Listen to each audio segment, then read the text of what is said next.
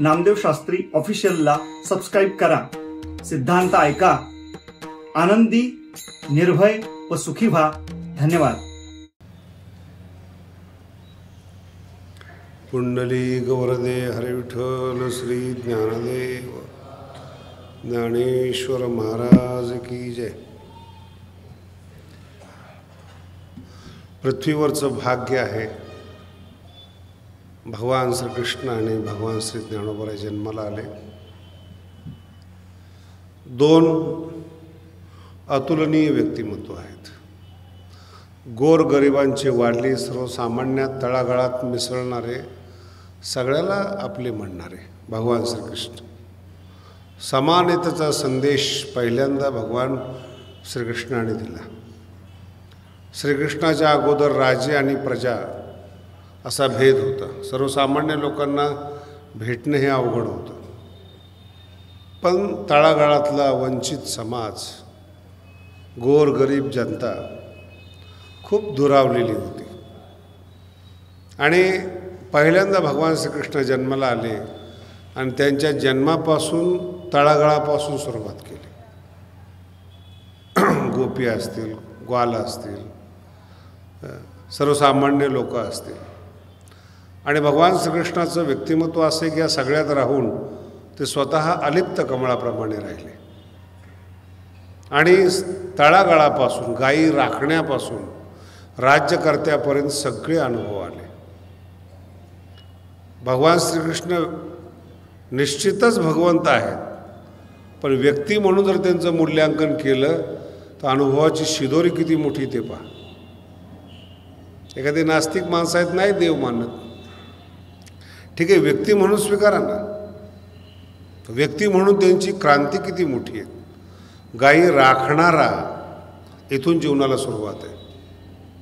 आणि धृतराष्ट्राने सल्ला घ्यावा म्हणजे महाभारताचा महानायक राजा तो सुद्धा भगवान श्रीकृष्णाला घाबरावा एवढं करारी आणि दरारी व्यक्तिमत्व भगवान श्रीकृष्णाचं तयार झालं. म्हणजे सुरुवात जीवनाला कुठून आहे आणि कशा कशा पद्धतीनं अध्ययन केलं, कशा पद्धतीने जीवनाची उत्क्रांती केली, कशा पद्धतीनं गुरुसेवा केली.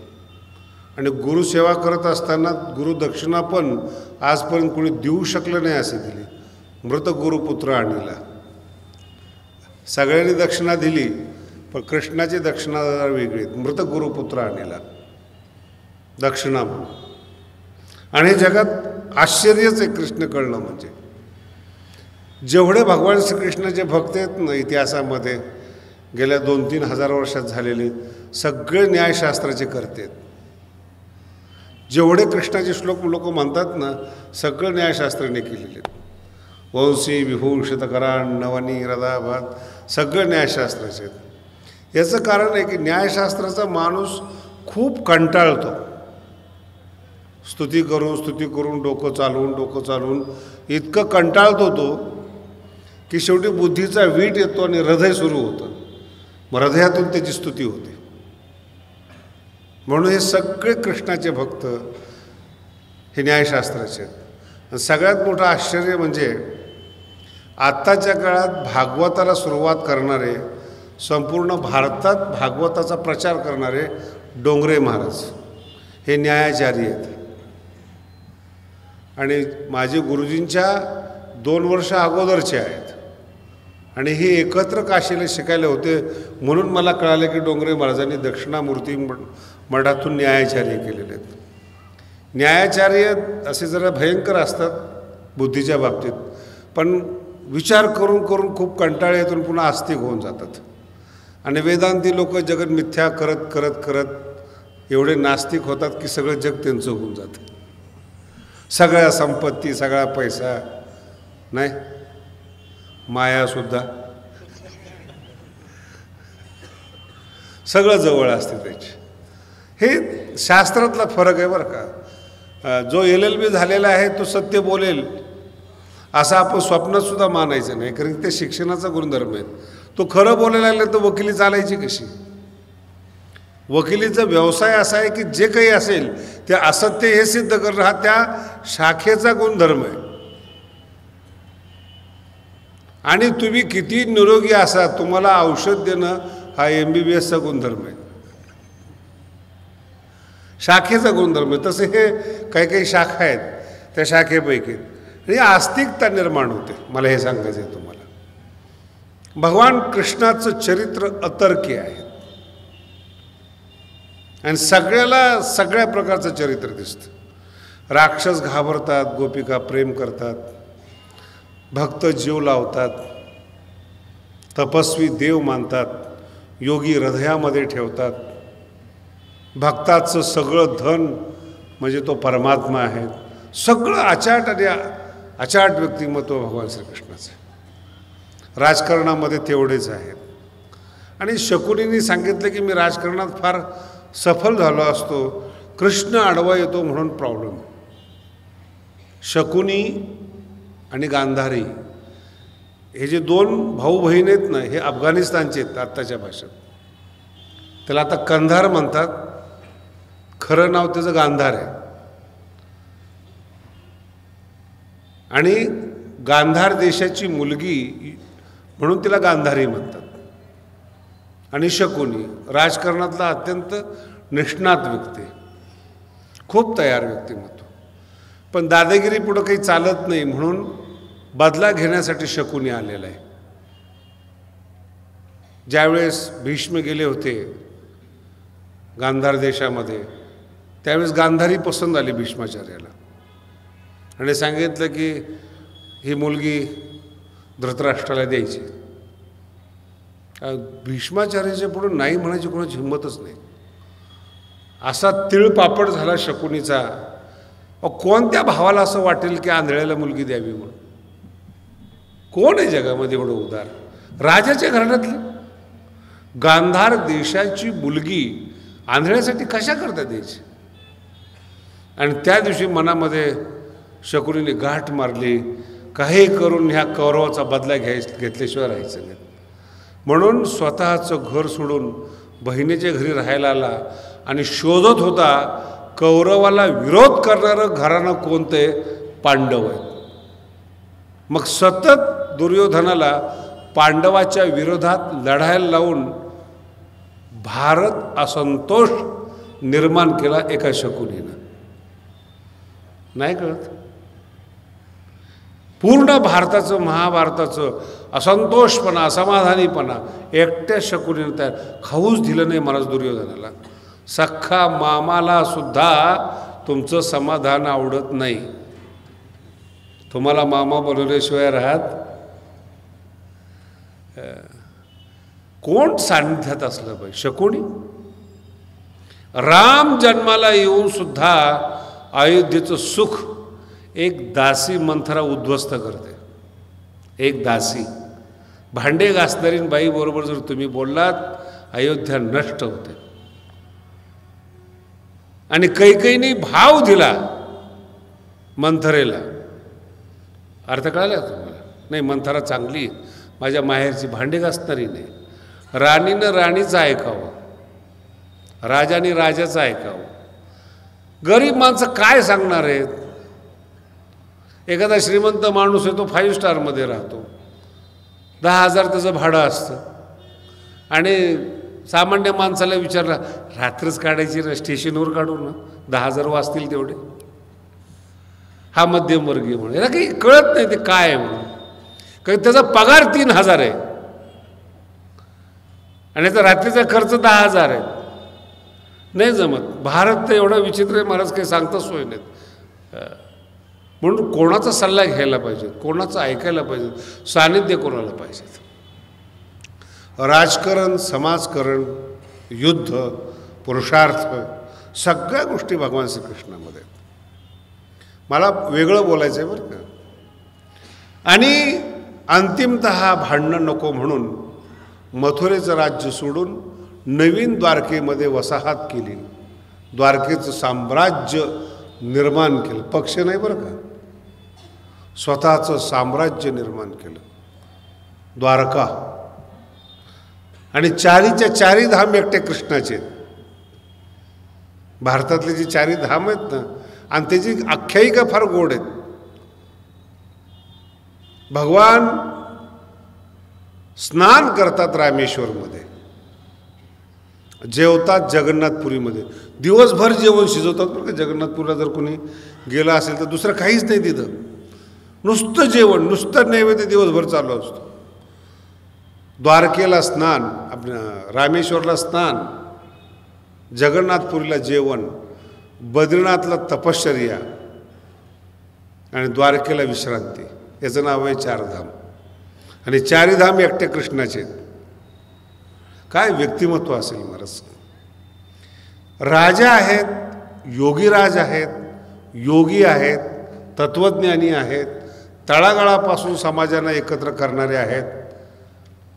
त्यांनी जे सांगितलं गीतेमध्ये तो त्यांचा अनुभव आहे. अर्थ कळाला ना. झोपडपट्टीतल्या माणसांनी सांगितलं नाही, पुस्तक शिकलेल्या माणसांनी सांगितलेलं नाही, अनुभव तज्ज्ञ व्यक्तीनं, राज्यासह भारताचा अनुभव ज्यांना आहेत. आणि सगळा भारत कृष्णाच्या पायावर पडत होता, पूर्ण भारत. भीष्माचार्य असतील, धृतराष्ट्र असेल, कुठलाही राजा असेल, कृष्ण म्हणलं की तू उठून उभा राहायचा. काय ताकद असेल. अशा व्यक्तींनं आपल्या जीवातल्या माणसाला सांगितलेलं तत्वज्ञान म्हणजे श्रीमद भगवद्गीता आहे. हृदयात निवास करणारा जो अर्जुन आहे, याचं गांभीर्य तुम्हाला कळावं म्हणून सांगितलं. मी काही कृष्णाचं चरित्र सांगत नाही. आज तुम्ही काही टेन्शन घेऊ नका, आज विक्षेप होत नाही मला, कारण की शेवटचा दिवस आहे ना. मी पण आपलं मन मोकळं ठेवलं. गंभीर विषय होते ते कालच संपलेले आहेत, आज समारोप आहेत. त्यामुळे कोणी पुढे येऊन बसलं तरी आपण त्याला जागा देऊ. आजचं काही टेन्शन घेण्यासारखं नाही काय, कारण की आजचा साधा विषय, सोपा विषय आहेत आणि लिंकिंगचा विषय नाही, फक्त एक महत्त्व आहेत, महात्म्य आहेत. म्हणून भगवान श्रीकृष्णांनी ज्याला सांगितलं आहे तो सुद्धा राजा आहे, अर्जुन आहेत, वीर आहेत, तपस्वी अर्जुन. अर्जुन सामान्य नाही आहे, पंचाग्नी तप करणार आहेत, त्यागी आहेत, उर्वशीचा त्याग करणार आहेत, आज्ञाधारक आहेत, भावाच्या आज्ञेच्या पुढं न जाणार आहेत, सर्वस्व कृष्णाला मानणारा असा भक्त आहेत. दोन्ही बाजूनी पहा. आणि तुमचं आमचं भाग्य आहे की ही गीता आपल्याला ऐकायला मिळाली. 700 कोटी लोक आहेत जगामध्ये आणि त्यांच्यामध्ये तुम्ही भाग्यवान आहात. त्या गीतेला स्पर्श झाला, ते शब्द तुमच्या कानावर पडले. म्हणे महाराज तुमचं म्हणणं बरोबर कळत नाही ते शब्द. ज्ञानेश्वरी, त्याच शब्दातला गुह्यार्थ, भावार्थ मराठीमध्ये प्रकट केला तो ज्ञानोबांनी केला. महाराज ज्ञानेश्वरी कळत नाही, हे समस्या आहे ना. गीता कळत नाही ठीक आहे, ज्ञानेश्वरी पण कळत नाहीत. मग आला कशाला आळंदीला? तेवढं तर श्रम कर, तेवढं तर परिश्रम व्हायला पाहिजे, तेवढी तरी तपश्चर्या व्हायला पाहिजेत तेवढं. आणि कष्टातलं जेवण हे आनंद देणारं असतं. दुसऱ्याच्या लग्नात खाल्लं तर मजा येत नाही. कष्ट करा, त्या पैशाचं सामान विकत आणा, मग खा तुम्ही. भाकरीमध्ये सुद्धा तुम्हाला आनंद मिळेल. चोरून आणलेलं तुम्हाला कधी आनंद देणार नाही. चोरलेलं कधी कोणत्या माणसाला आजपर्यंत शांती देऊ शकलं नाही, सफलता नाही जीवनामध्ये. आणि पुरुषार्थामध्ये आनंद आहेत, वस्तूमध्ये आनंद नाही. मुद्दा लक्षात येतोय तुमच्या? पुरुषार्थामध्ये आनंद आहेत, वस्तूत आनंद नाही आहेत. वस्तू 1000 लोकांजवळ वस्तू आहेत, म्हणजे काय लोक प्रसन्न आहेत काय?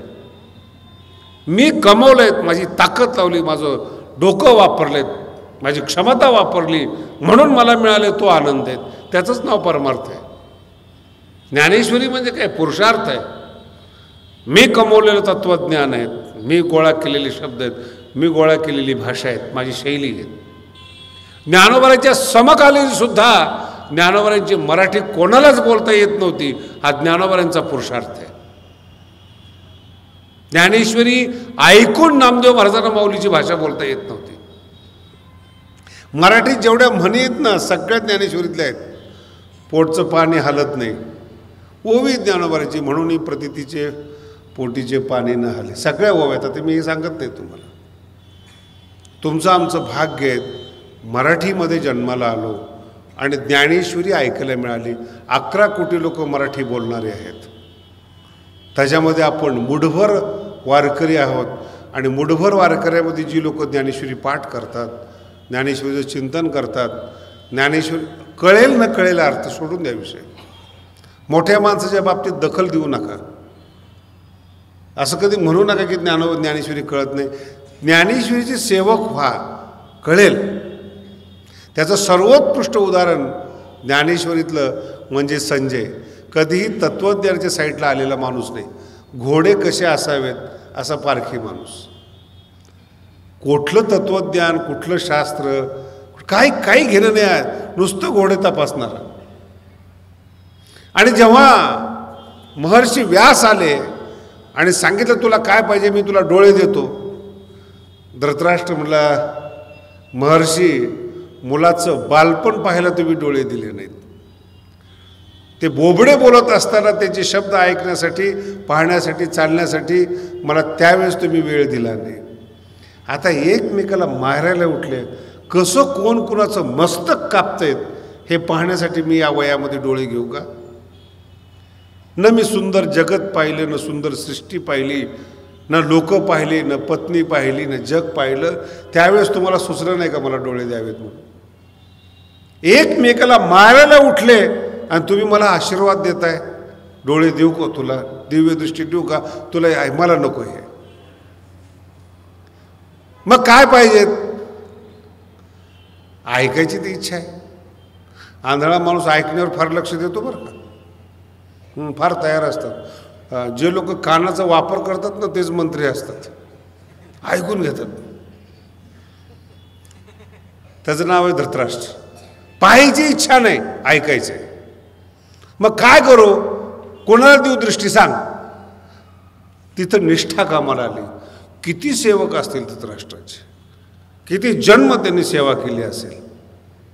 त्यावेळेस धृतराष्ट्राला आठवला तो संजय हे त्याच्या इमानदारीचं फळ आहे.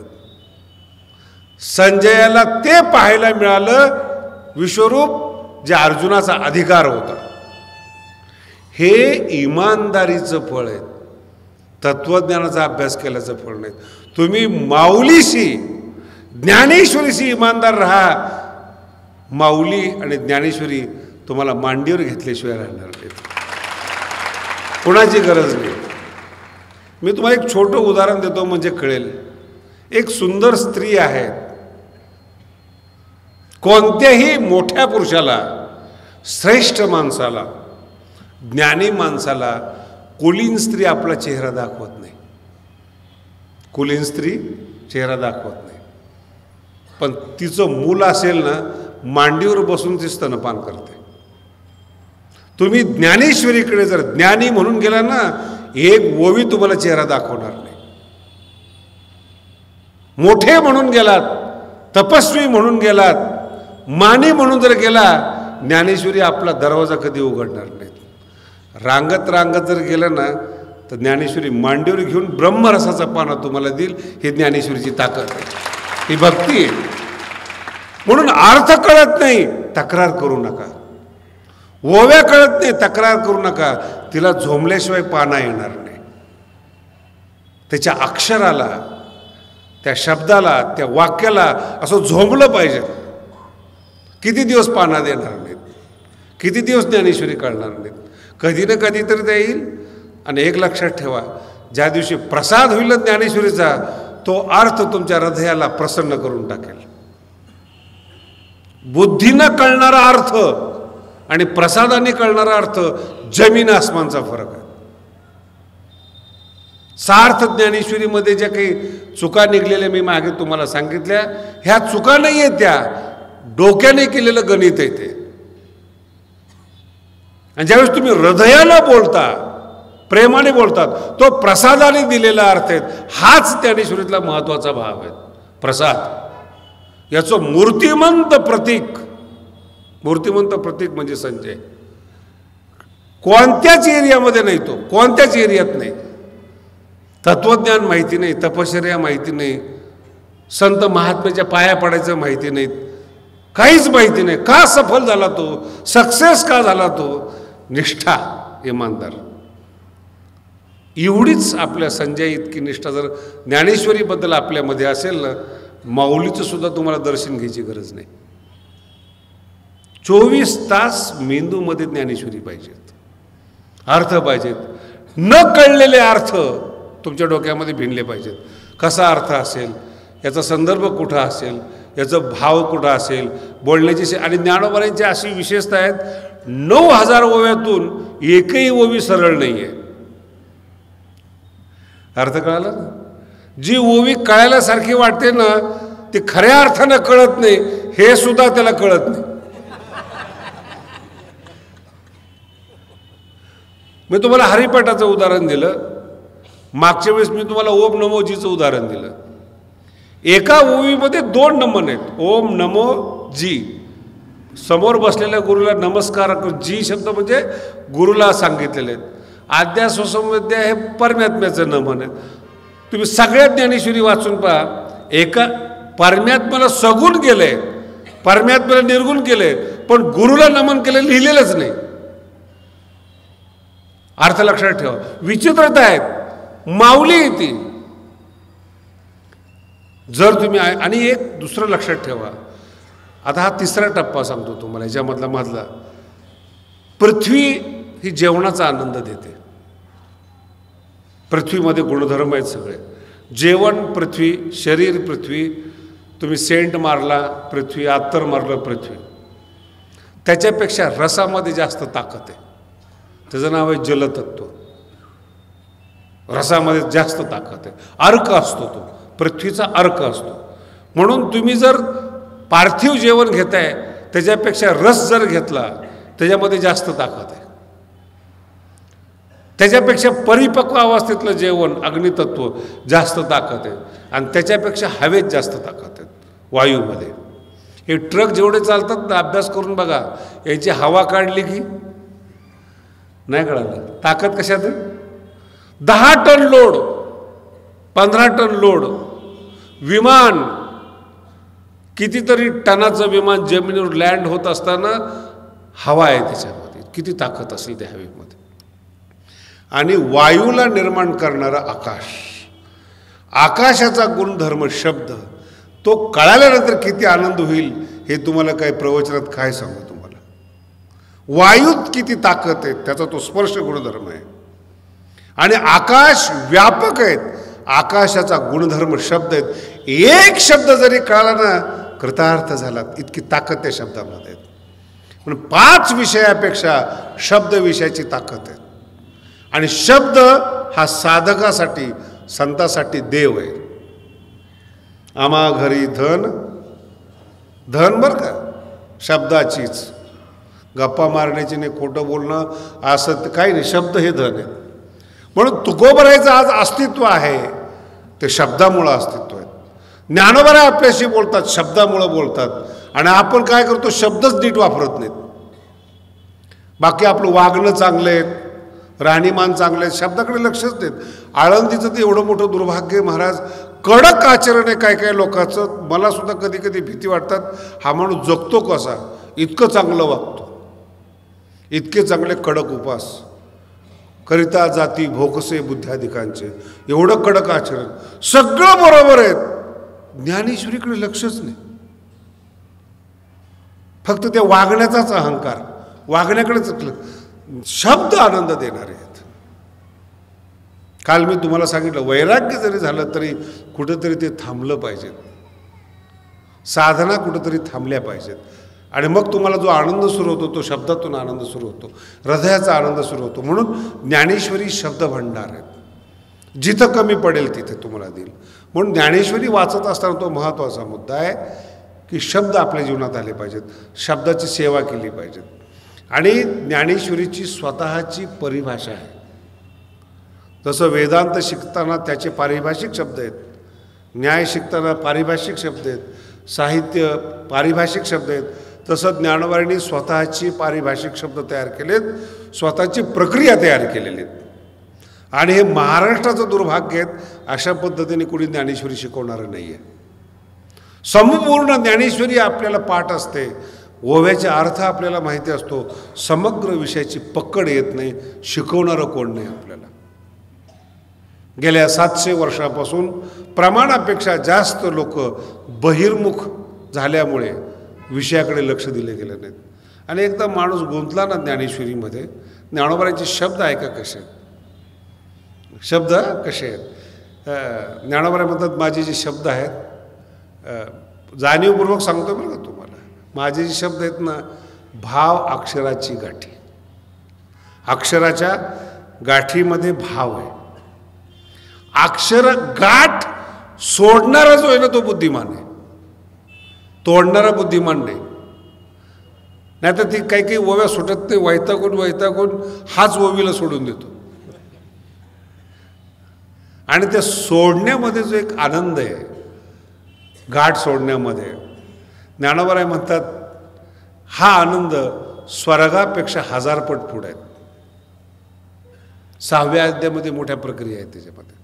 अमृताते पैजा जिंके, आणि एक रूपक आहेत, खूप सुंदर रूपक आहेत. ज्ञानोबा म्हणतात माझा शब्द जो आहे ना एवढा प्रभावी आहे. ज्ञानोबांनीच ओवे लिहिलेले आहेत. फुले आणून बांधावी डोळा केवी, पाठ आहे ना. फुलं डोळ्यावर बांधली तर आनंद देणार. करोनी रससोय वरवी काने केवी भरावी, ज्ञानोबा स्वतः म्हणतात. आणि ज्ञानोबा सांगतात माझा शब्द असा आहे, इतका महत्वाचा शब्द आहे, जर तो आपल्या पद्धतीने उभा राहिला, ज्याचा विषय नाही ते सुद्धा आलिंगन देण्याकरता बाहेर येतात. कानाला वाटतं शब्द माझा आहे, शब्दाचं सौंदर्य वाटून शब्दाला वाटतं हा रूप माझा विषय आहे. तो शब्द उच्चारत असताना जिभेला असं वाटतं ह्या शब्दाची टेस्ट वेगळी. जसा एक सूर्य जगाला जाग करतो, सगळे कामं आपल्या पद्धतीने करतात. ज्ञानोबा म्हणतात माझा शब्द 6च्या 6 इंद्रियाला आनंद देतो. हे अनुभव आपल्या जीवनात आले पाहिजे. काय समजतो आपण ज्ञानेश्वरीला, काय समजायला पाहिजे ज्ञानेश्वरीला. अक्षर नाही आहेत, शब्द नाही आहेत, 6च्या 6 इंद्रियाला तृप्त करणारी संजीवनी म्हणजे ज्ञानेश्वरी आहे. तृप्त करणारे, डोळ्याला तृप्त करणारे, पाहूच वाटत नाही दुसरीकडे. ज्ञानेश्वरीचे शब्द ऐकले, दुसरे शब्द कानात जाऊच वाटत नाही, ती ज्ञानेश्वरी. पण तिला तुम्ही संधी द्या, तिला तशा पद्धतीने अंतःकरणामध्ये रुजवा ज्ञानेश्वरीला, आणि मग बघा काय ते ज्ञानेश्वरीचा प्रभाव आहे. आणि ओवीचा साक्षात्कार हाच ज्ञानाचा साक्षात्कार आहे. ज्ञान काही वेगळे आकाशातून पडणारे अशा पद्धतीचं ज्ञान नाही आहेत. हे असो बोलाचे ताटे भली, वरी कैवल्य रसे ओगरिली. ज्ञानोबांच्या शब्दामध्ये कैवल्य रस आहेत, ब्रह्म रस आहेत. जाता कुठे कुणाकडे मुक्त होण्यासाठी? मुक्तता नको, मुक्ती नको, ह्याच शब्दामध्ये जो कैवल्य रस आहे ज्ञानेश्वर, तो रस मला पाहिजे. वरी कैवल्य रसे ओगरिली, मिया प्रतिपत्ती केली निष्कामासे. सकाम माणसाने ज्ञानेश्वरी येऊ नये. सकाम माणसाला कावळं म्हटलेले ज्ञानोबा. सकाम माणसं म्हणजे कावळे, असं चुकीच्या ठिकाणी चोच मारणारे. किती जरी उंच उडाला ना कावळा, सडलेलं मटण पाहिलं की तो खाली येतो. घार किती उंच उडू द्या, एखादा साधक खूप उंच गेल्यासारखा वाटतो, लक्ष मात्र मटणावर असतं. मटण कळतं ना, मांस म्हणत नाही मी. मला महाराजांना जास्त बोलताय तुम्ही, वो भी सांगतो.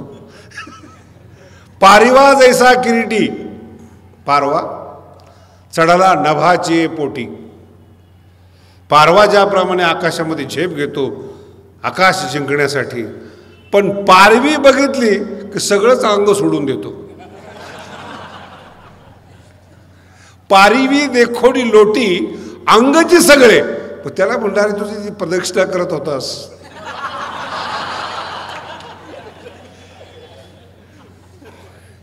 सकाळचा नित्यनेम, संध्याकाळचा हरिपाठ, पारिवी देखोडी लोटी, अंगची सगळे. ज्ञानोबा म्हणतात असले कावळे या ठिकाणी नको. नाही, त्यांच्यामुळं बाकीचे लोक पाहतात.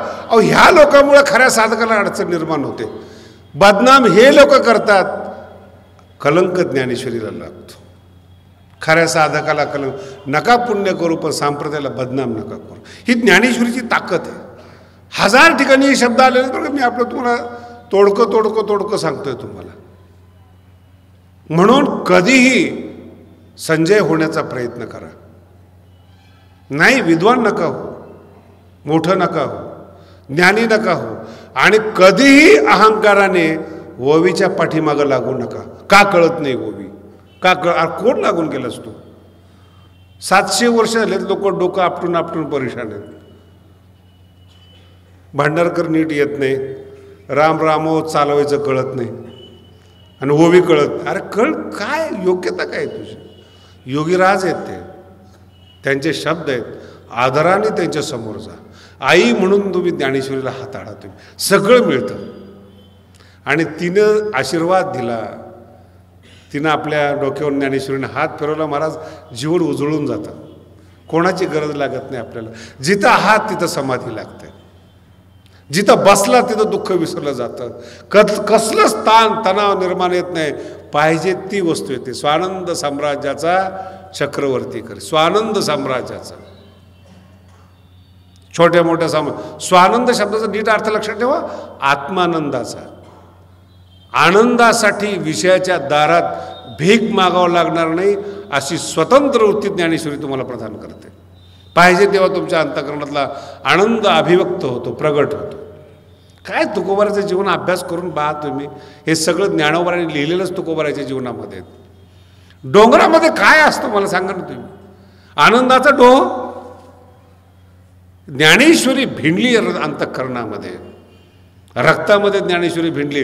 कुठेही जा तुम्हाला देव तुमच्या पाठीमागा असतो. कुठेही जा आनंद तुमच्या पाठीमागा असतो. आणि एवढं वातावरण खराब असताना घरचं, पत्नीचं, सुंदर ते ध्यान उभे विटेवरी असे अभंग निघणं हे फार अवघड आहे. महाराज, फार अवघड आहेत. आमची तर मला कधी कधी स्वतःला वाईट वाटतं एखाद्याला बोलू नये, पण जसं तार तुटली की माझा विषय निघून जातो. त्यांना किती विक्षेप असेल तुकोबारायांना, किती खाण्याची भ्रांत, पत्नीचा रोष, गावाचा रोष, लोकांचा त्रास, कसं जीवन असेल त्यांचं. आणि एवढ्या विसंगतीतून कसं जीवन जगले असतील ते, कशी त्यांनी साधना पार केली असेल. संजय होण्याचा प्रयत्न करा. कालचा विषय फार महत्त्वाचा होता. आलिंगन दिलेले आहेत, नावरावे. कोणी कुणाला आवरत नाहीत, कोणी जाणावे कळत नाही. आणि सुगरणबाई असती ना, तिला माहिती माझ्या हातचा स्वयंपाक कसा आहे. डॉक्टरला माहिती माझ्या हातचा गुणधर्म कसा आहे. एक औपचारिकता असते. कसं वाटलं जेवण, तसं आवडीनं विचारतात. कष्ट देतात श्रुतम पार्थ त्वयी एकाग्रेण चेतस. एकाग्र चित्ताने तू हे सगळं ऐकलंस, कसं वाटलं अर्जुना? पहिल्या अध्यायामध्ये तुझा निर्णय होता. आता मी तुला असं म्हणणार नाही की युद्ध कर म्हणून, पण जशा पद्धतीने आम्ही तुझ्या कानामध्ये हे सगळं ज्ञान पेरलेलं आहे ते तसंच गेलं का थोडा विक्षेप झाला. आणि ती कृतार्थिता शब्द पहा कसा आहे, महत्त्वाचा शब्द. पूर्ण ब्रह्म झाला पार्थ. पूर्ण ब्रह्म झाला पार्थ. भगवंताला तर काय देवा तुम्ही विचारतात. मोह तर माझा 11व्या अध्यायातच गेलेला होता. मोहोयम विगतो मम. विगता 11व्या अध्यायातच मोह गेलेला आहे. पुढं का काय नाही देवा. प्रेमाची जात अशी आहे, जवळचा माणूस लांब जाऊ नयेत असं वाटणं म्हणजे प्रेम आहे. नामदेव शास्त्री ऑफिशियलला सबस्क्राईब करा. सिद्धांत ऐका. आनंदी, निर्भय व सुखी व्हा. धन्यवाद.